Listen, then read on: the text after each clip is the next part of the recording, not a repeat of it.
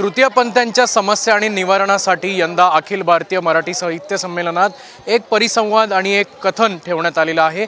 हे नेमकं कथन काय असणार आहे, या समाजाच्या नेमक्या व्यथा काय आहेत जाणून घेण्यासाठी माझ्यासोबत स्वतः हे सगळे सहकारी आहेत। कसा आहे हा संमेलन, कारण की अतिशय वेगळा मुद्दा आहे।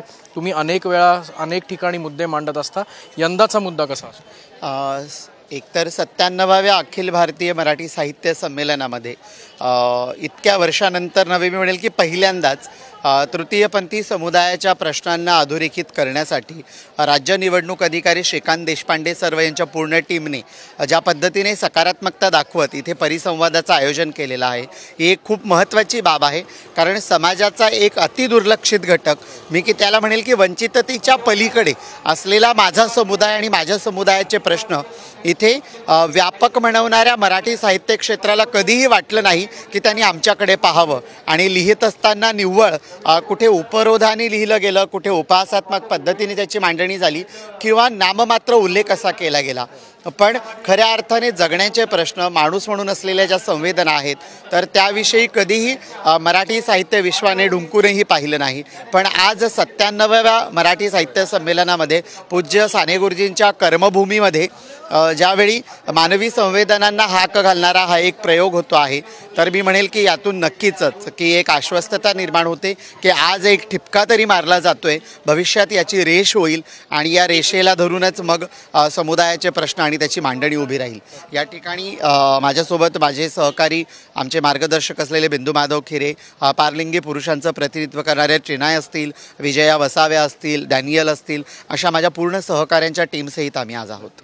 अनेक ठिकाणी आपण बघतो की तुम्ही अनेक वेळा जनजागृती करत असता, मात्र या विशिष्ट समाजाला अजूनही कुठेतरी कॉर्नर केलं जातं। हा एक मंच जनजागृतीसाठी देखील एक मोठा प्रभावी ठरेल असं वाटतं?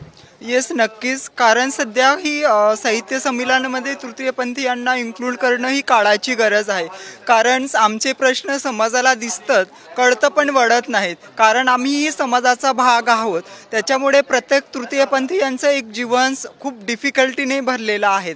त्याच्यामुळे प्रत्येक तृतीयपंथीयांचं जीवन एक साहित्यमय रंगमय परिस्थितीने निर्माण झालेलं आहे।